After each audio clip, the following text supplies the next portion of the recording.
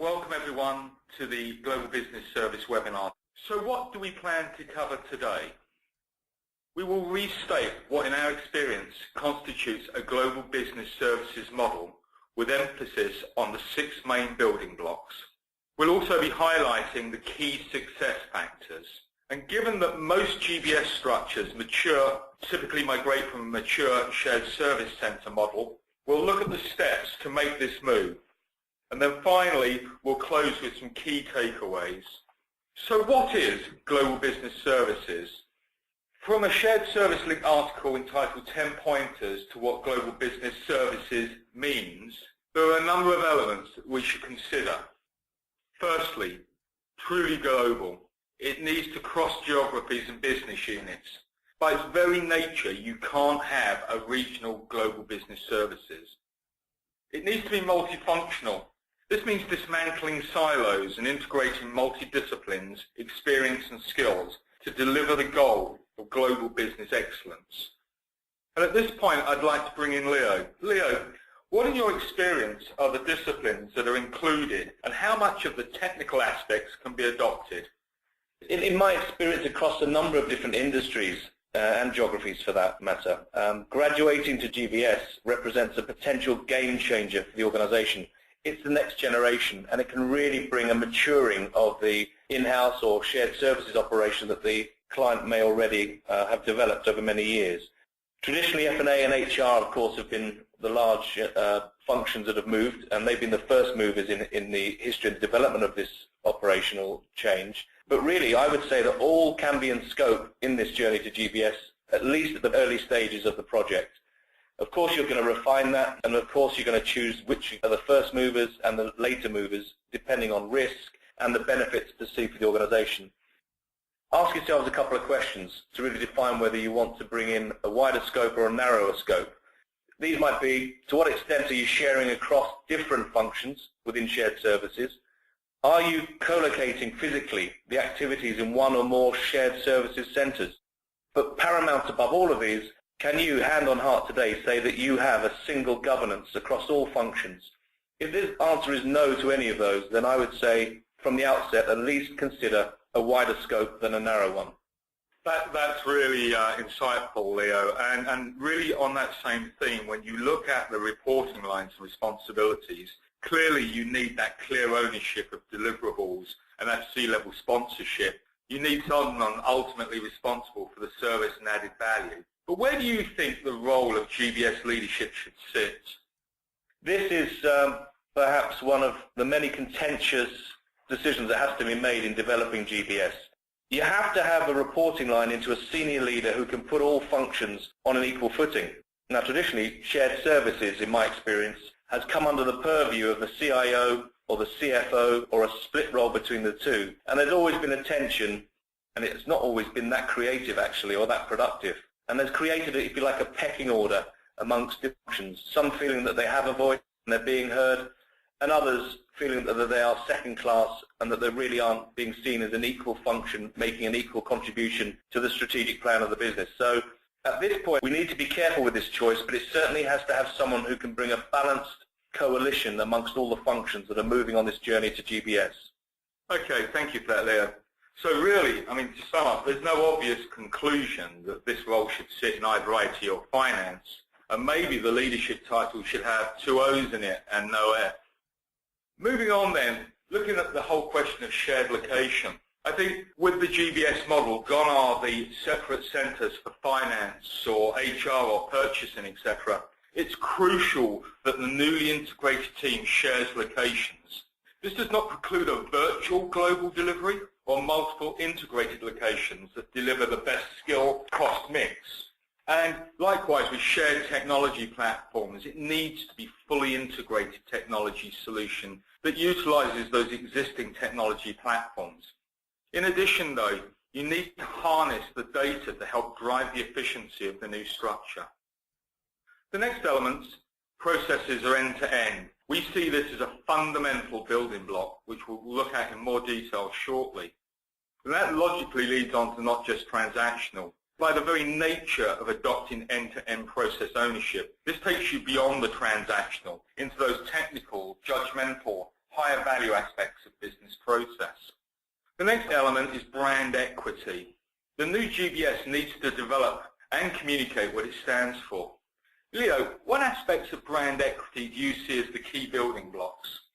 At the core, the common characteristics have to be, in terms of justifying the move to GBS and to producing that value to the functional operations in the organization, it has to be one of probably 4 or 5, which include ownership, accountability, an understanding within the GBS leadership and all involved in the operation, an understanding of what we stand for, who we think we are, who are our customers internally and externally, and ultimately it's got to be about underpinning and driving towards the strategic goals of the overall organizational perspective. So Leo, if I can just paraphrase, very much about communicating the vision and then following through. And finally, the element of integrated. You could consider the symptom of having end-to-end process ownership, a single leader and a seat at the table is GBS. We believe it's more than this. Integration means being plugged into strategy delivery, and this should represent its ultimate success. So, if we then move on to global business services. So what is global business services then? In our opinion, it is all built around that target operating model. That is the operating model that the global business will be operating within in the new world. It will require re-engineering to meet the greatly expanded remit. And we'll be looking at the steps that you should go through in reviewing the need for change. But Leo, before we move on, what do you believe the key considerations should be in resetting the operating model in the new world? Ultimately, it has to be, and it's a phrase we'll probably use a lot in this session, it has to be absolutely tied in with the strategic goals. It has no purpose unless it is driving and aligned behind the ambition of that organization.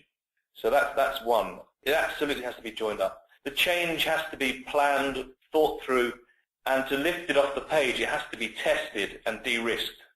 And ultimately, those processes that will come into scope need to have analysis made to generate process gaps, process analysis, talent skill gaps. And to do this, the organization really needs to look at benchmarking not only within inside their industry, but also externally, to get a real understanding of how GBS can successfully get behind the strategic goals. Thanks, Leo. And we will be touching upon the target operating model under the structure part of the key steps at slightly later on in this presentation. So we're going to move on now to what we see as the key to a successful GBS model. As the old management adage goes, if you can't measure it, you can't manage it. And this is true. In order for the new structure to be successful, you need to be able to measure both the tangible and intangible benefits. Value-added service, it needs to be more than transactional. It needs to be multifunctional, end-to-end process ownership. It needs to be accountable for the delivery. And ownership, it needs to deliver the strategy set by the board. It needs to be both accountable and empowered. It needs to develop a service culture, a service mentality to its internal customers that drives to think globally as well as strategically. And it needs that executive level support. It's critical if the new model is to be delivered. This drive for change means dismantling the silo mentality, and we firmly believe that it is a prerequisite. Finally, your model must be scalable, allowing for that rapid integration of new businesses or new lines. So now we're going to look at the 6 identified steps in building a global business service model. Those 6 steps are the adoption of those higher value functions beyond transactional, culture and the whole question of change management around that culture, tools and technology and the opportunities that the new model may offer, leadership, and then structure and the operating model for the future, and then finally perception and how you set it for the future. So now we're going to move on to the first element, which is the end-to-end process ownership and higher value functions. So what does the higher value process mean? It means that end-to-end process ownership. The challenge you are likely to come up against is this silo mentality and competing priorities that exist in many organizations which ultimately limits the total efficiency of processes that underpin the business operations. By giving ownership of a process to one organization, it places the goal of driving efficient operations with a clearly defined owner within the operation who is charged with delivering this goal. They are therefore mandated with driving efficiency in terms of cost, accuracy, timeliness, and service delivery that is both measurable and can be linked to the overall success of the business. The consolidation will also allow for that consistent application of controls across the business and greater transparency when comparing both geographies and business units. This is a common challenge in businesses that have not made this move and have not consolidated this activity in the past. Ownership of the end-to-end process allows the global business services to perform higher value and complex tasks, again with a better view and an ability to measure the positive impact that may have previously been buried or, worst case, not addressed within these business silos. Naturally, all of this is on top of the fact that consolidation drives benefits to economies of scale and the fact you can deliver activities from a cost-efficient location. However, for more technical tasks, one of the real benefits is freeing up key resources to focus on the added value business-focused activities to greatly benefit the future delivery of the business's key strategic objectives, to have them business-focused and partnering with the business. So how can this be delivered? There are multiple examples of successful end-to-end process re-engineering that straddle the multiple disciplines. However, in order to deliver these, one must firstly establish how the processes operate in the business today. This will require a deep dive into the operation across multiple locations. Understand what you have today. Whilst doing that, look for existing best practice within your operation and look to leverage this as your standard process, your starting point. Understand the various business and geographical nuances and ensure your solution addresses these. And lastly, investigate what technology is available and leverage third-party insight into best practice that they may have seen elsewhere. Don't reinvent the wheel. At this point, Leo, we have an example of the steps you need to go through. Would you show us some of the insights that you have? Sure. I'll concentrate on the middle pillar here on this diagram under the four headings of research, identify, transform and test, execute and sustain. Now this is a recent piece of work with an insurance firm, very diverse firm with many different service lines, many disparate geographies and many thousands of customers with a multi-language capability and dependency. Really boiling this down into the four key points, looking back on that project, we saw that deep research and preparation beforehand, understanding the as-is, getting full access to all the data points in the business function, including, and this is critical, P&L information. Moving forward, really identifying the span of control, the management lines of leadership and reporting, and opportunities for role design, whether they overlapped and were an additional cost and interfered with the real true efficiencies, or whether some of those overlaps and decisions could be made on this, where there was actually really good collaborative and creativity generating good value for the business, which we had to look at retaining.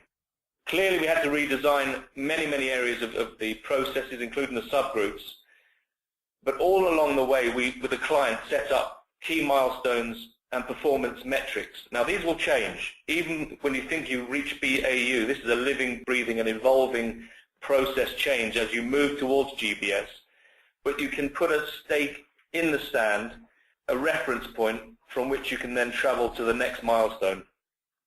Testing all along the way was absolutely critical to look at the viability of those process changes, and there was never a fear of changing those if we didn't think they were fit for purpose. And then finally, with good, strong governance and rigor and key executive sponsorship, implementation and the rollout plan was brought to execution stage and launched. And of course, we had the usual and expected management and monitoring processes along the way. Thank you, Leo. And I mean, really just to paraphrase, it really is important you research, you design, and you evolve your solution. But one thing to bear in mind is a plan on paper is a lot easier than a plan that has to be practically implemented. So don't underestimate that last step. And then lastly on this section, really the old adage of don't reinvent the wheel is just so important here. Moving on then to the second element, which is culture. Changing the culture of an organization or team is one of the most challenging tasks that a transformation team can face. This is especially true when you're taking a team from a shared services or back office environment and asking them to change their behavior to that of a service-led team. It's necessary to have a combined strategy that first looks to attract new talents and skills into the team, and secondly sets out a training and coaching regime to introduce new skills and approaches. It's important, though, to acknowledge that not everyone will be successful in making this transition, and a robust staffing contingency plan needs to be in place to mitigate any risk. So, changing the culture of a business is one of the most challenging aspects of the journey and organizational leadership. You're dealing with people who can be the most unpredictable asset your business has. Changing behavior often means teaching staff new skills. Ensure that this is built into your plan. Additionally, consider how you can incentivize this new type of behavior. But don't overlook that in making this change that a number of roles, both within GPS and the wider business, will need to be re-engineered, and that part of this is about establishing what new skill sets are necessary in the new world. So ensure you have a robust communication and change plan in place. Make sure you assign senior leadership to own that change management plan and to drive the implementation. Remember, research first, change second. This is a multi-layered program, and we've depicted it on the next slide. And what this Organization Tools for Change in Mind slide shows you is 3 levels. Inspiration around leadership tools, information around management tools, and what is called intimidation around power tools. So leadership tools are all about persuade, vision, role modeling. These naturally overlap with management tools where there's a collaboration through negotiation, strategic planning, decision making and learning, which then overlap from an informative to an intimidation to the power tools, where once roles are defined, promotion, training and disincentives have been identified, you start moving into the power tools of coercion, threats and punishment. But as always, it is better to ask and persuade than to tell.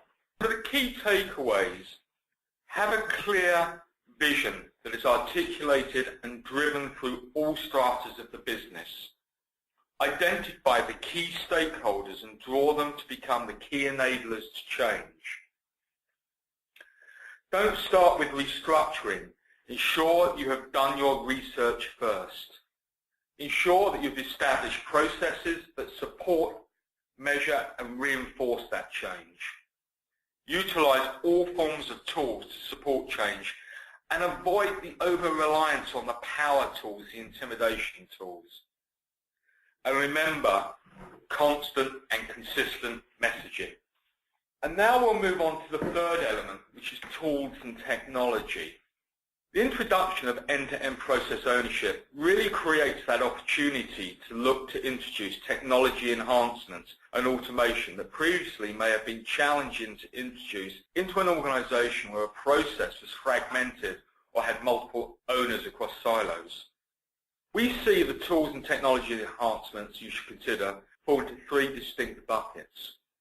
The first, your existing ERP platform and platform service technologies.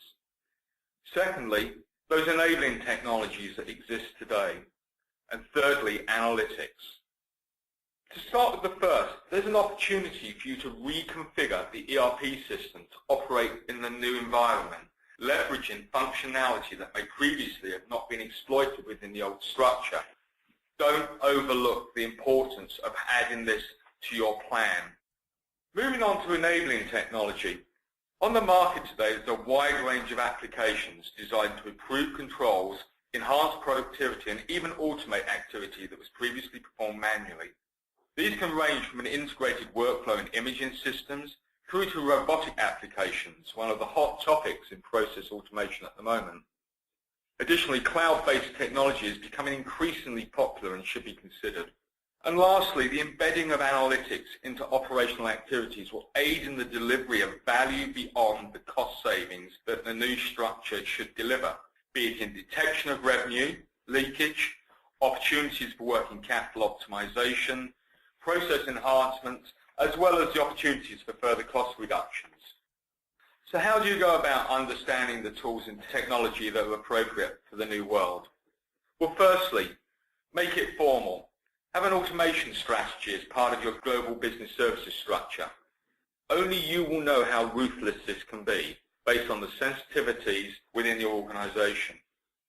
Look within the process, duplications, manual handoffs, adding to risk of errors, possible over complexity, and you need to earmark these for the automation analysis. Again, look across processes for opportunities to improve or create greater business insight that you never had before. But always remember, when considering process as a whole, you need to look at it end to end to maximize the positive impact. And then find out what good really looks like. Benchmark your processes against the top quartile and look at the business impact. Look at why people are doing it. Compare yourselves to other industry leaders outside of your sector. And remember, best fit is not just technical. The world is littered with shelfware. Don't add to it. If it has no business impact, move on. If you can't measure the return on investment, it probably isn't worth doing. And then lastly, and probably most importantly, take advice. Talk to your existing suppliers, advisors, consultants, and do your research. Leo, just to draw you in here, we have an example on analytics, and we hear a lot about big data and then harness this through analytics. Can you talk us through this practical example of the different areas within this business that can be impacted and what part a GBS organization might play? So when we work with our clients across their organization, analytics is very, very much at the heart of our discussion. And it offers a lot of benefits beyond just process improvement or giving insights and management information. Our clients and our attendees today are all very good at producing information for their teams of leadership and their teams of reports. What we're talking about here is an analytics capability as a tool that really does give oversight and insight, not only on performance of processes and the functioning business units, but also it allows people to really challenge themselves to look at creating added value. So in this example here with a BFSI client of ours, we went beyond just looking at internal processes. Yes, we were able to look at optimizing credit decisions, credit risk approval scorecards, turning data into business insights under the acquisition and underwriting function, but we were also able to work on the sales and marketing area and account management, prepayment modeling, portfolio risk management, loss forecasting models, moving through to dispute claims, prioritization of work, a simple task you might think, but with the application of good analytics and good insights and modeling, we were able to really optimize that for the better. And it was enhanced by the fact that we could get a true sight of the end-to-end processes and handoffs with finance and the rest of the organization under the umbrella of a GBS organization. And then finally, as an example, into fraud management collections, application of fraud management, transaction fraud prevention, and so on. So for us, at the very beginning and at the very end of a discussion with a client who is looking at possibly moving on that GBS journey and graduating to that, analytics is absolutely essential for us. Thank you for that, Leo. And I think, maybe, one takeaway from this from a global business services perspective is that if you look at the slide, there are three factors: regulation, capabilities, and new product development. And this is how a global business services can own the data integrity, can work to drive the regulation and reporting, can expand the capabilities, but it can also have input on the new product development. We're now going to move on to the fourth element, which is leadership. In order to be effective and to be able to drive the necessary change across the multiple departments, business units and geographies, the global business services structure needs C-level executive sponsorship. This is an absolute prerequisite. A seat at the top table where its voice can be heard and where it can influence behaviour is critical for its success. It's important that it's independent of the various business silos so it's able to effectively operate end-to-end. It also needs to attract new talent into the leadership roles, and this is critical. Often in the past, the move to shared services has not always been seen as a progressive career move, and therefore it would be critical that a new structure is seen as a departure from the legacy shared service structure that it's likely to have evolved from. And you need to onboard the multiple stakeholders and enablers to help that change. So looking at leadership, we would argue that this is a prerequisite of any successful GBS implementation. It needs to be in place. You need that C-level sponsorship that will help drive change across an organisation that may be reluctant to adopt the new vision. That senior leadership installed within the global business services structure with a seat at the table that can drive and influence future business strategy. You need to onboard those multiple stakeholders across the business and ensure that robust and frequent communication is in place. Governance of the new structure with cross-functional representation. Make sure they have a voice too. And a talented leadership that is able to drive change. And Leo, I'd like to bring you back in here. We spoke earlier about the debate around where leadership at GBS should sit. As an extension to this, what do you believe are the skills, both soft and hard, necessary to be successful in this role? At the top of the discussion, we discussed how GBS is truly and genuinely a different way of looking and managing and creating value from back office and mid office processes and services. And having worked with many talented leaders across the GBS spectrum, they all come in all shapes and sizes. They all have very common attributes. Some are very good at the diplomatic side, others are more of a style of an oligarch. But I think the perfect leader in this GBS structure is someone that combines that diplomacy with a bit more of a robust oligarch style of telling rather than just listening and sharing. Sometimes an evangelist, but always a saleswoman or salesman in terms of the internal organization. And they have to create evangelists across all the functions. If they can bring the evangelists in each function together to sell the vision and to sell the brand that we talked about, then you start to really pick up the change and the momentum for change, and you start to get things right more often than not. But on the common characteristics, it doesn't matter where they come from in the world, what their native language is, or what discipline they come from, they have to have the ability to lead all functions and allow them an equal voice. They have character. A little bit of charisma doesn't go amiss, and they understand the need for developing a service culture both internally with their stakeholders and most importantly externally with the market. Thanks, Leo. So if I could just paraphrase you, just 3 great points. They need to be an inspirational leader. They need to be a great communicator, and they need to be respected throughout the business. The 5th building block or element we're going to look at is structure.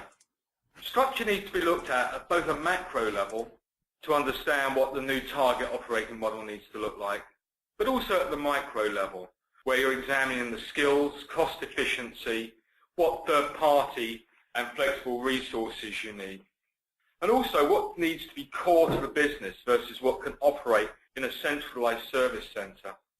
The micro level very much goes hand in hand with that end-to-end process analysis. But when we look at the target operating model, in order to set out on the journey of designing the target operating model, first consider the catalysts for redesign. These may be all or some of those listed.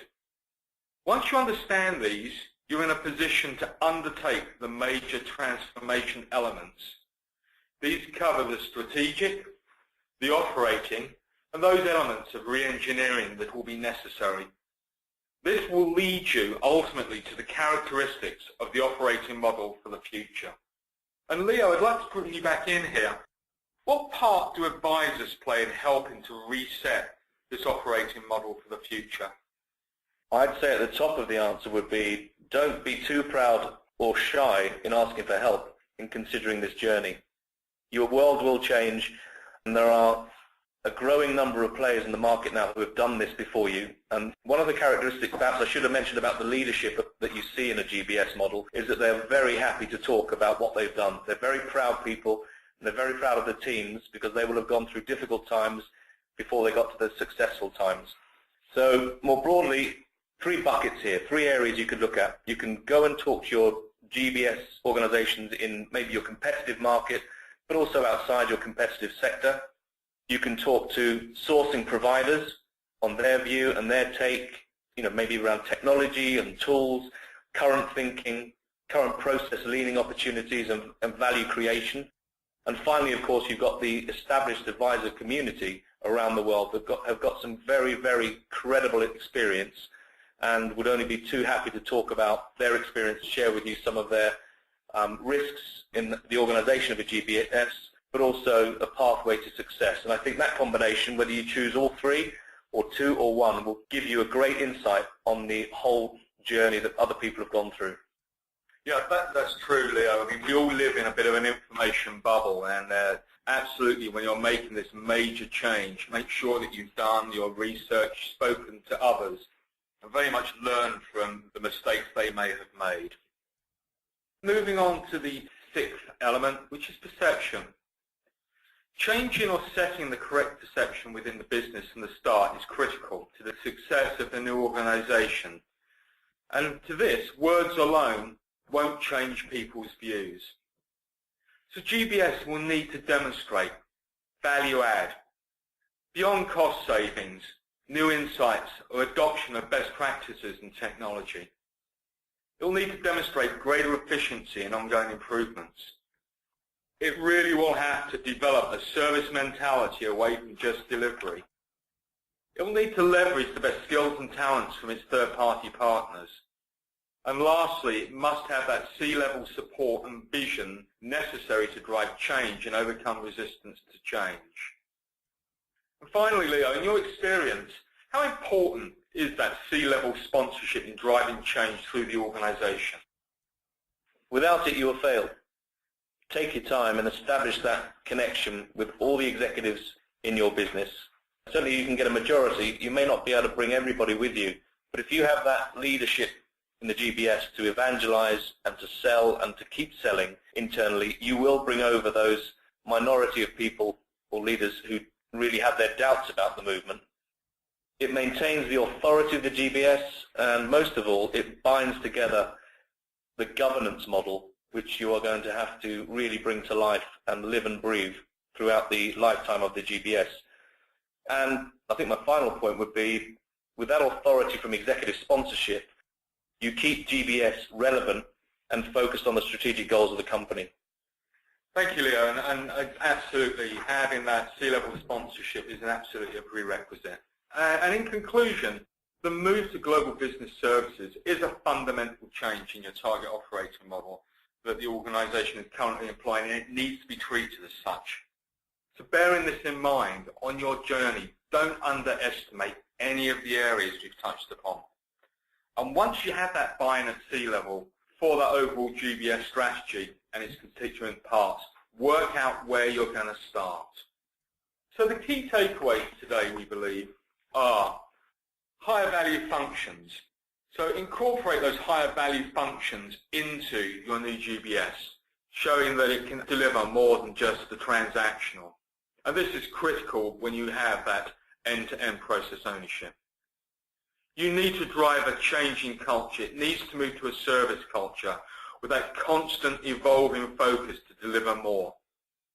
You need to look at the tools and technologies you have today and what you need in the new world tomorrow. You need to leverage that technology, but don't be scared to investigate what others are doing and to ask. Within structure, as we've said, you need to identify the most effective structure in terms of the partners you use, but also in terms of your target operating model. And in leadership, you need that global board level leadership to get the investment and attention the new organization deserves if it is to deliver on its strategic delivery. And then lastly, perception. Strive to be seen as an equal partner to the business. Thank you.